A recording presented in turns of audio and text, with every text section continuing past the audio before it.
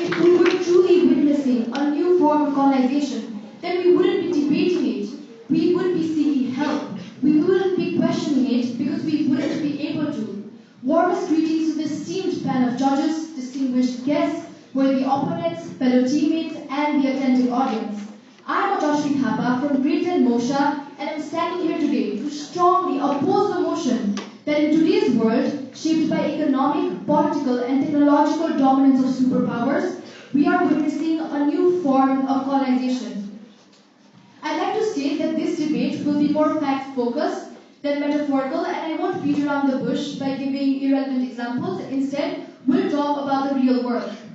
So firstly, it is important to understand that colonization was not a business deal, like how the proposition is proposing it to be. It was brute force, it was chains, and it was a system where people had no choice, no voice, and no way out whatsoever. And so, no matter how much nations may be influenced by foreign power, it can in no way be compared to colonization. Nations taking diplomatic steps in favor of global superpowers is not colonization. Likewise, countries not being able to repay debt and facing consequences that were previously agreed upon is also not colonization. Countries getting into disadvantageous deals and subsequently incurring loss is also not colonization. So let us maintain the integrity of this word and not jeopardize its very meaning.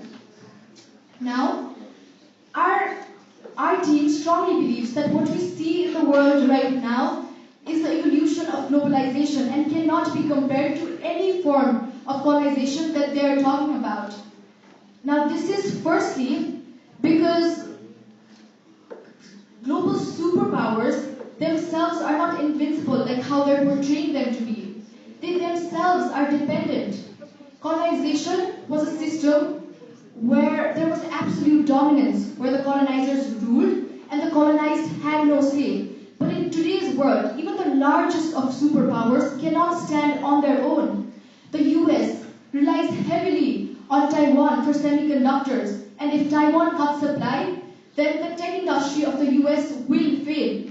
China depends on Africa's resources, but African nations are not just handing them over. They're setting terms and conditions.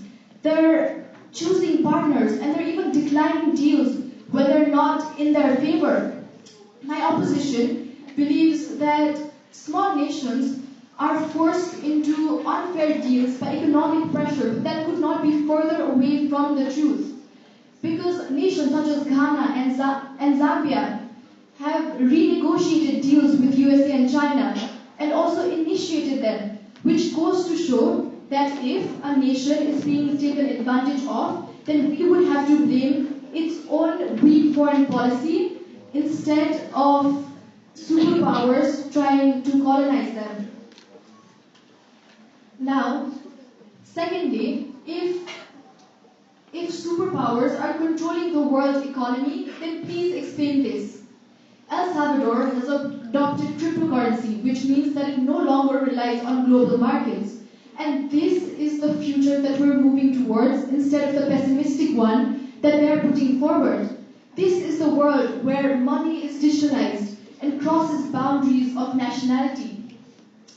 Also, the European Union's strict regulations, such as the GDPR, which stands for General Data Protection Regulation, also goes to show that the largest of tech companies also have to comply with local laws if enforced upon them.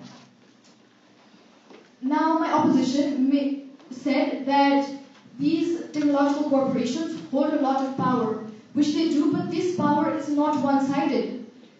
India banned TikTok, and so did Nepal a few time ago. And so, countries can take power into their own hands if they wish to. Thirdly, colonization silenced people, whereas today we're anything but silent. The rise of non-alignment movements has prevented countries from being pawns in the US-China rivalry, and Nepal has also been a part of this. And African nations are also diversifying their relations with different countries to ensure that they are not dependent on a single superpower.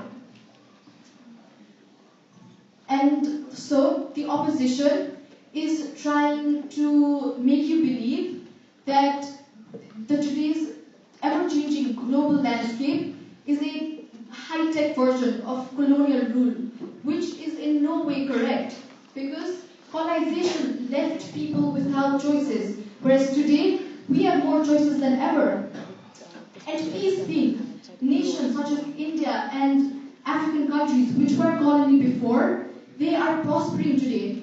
And you better believe that they would know better about what colonization is, since they went through it once. So if they themselves are not considering themselves colony, then we cannot put that tagline on them. Now we strongly believe that the world today is a prospering economy where nations both small and big are trying to reach prosperity and are helping each other and collaborating in the process. Because global superpowers are not untouchable now. And that, ladies and gentlemen, is not colonization. That is evolution of globalization. Thank you.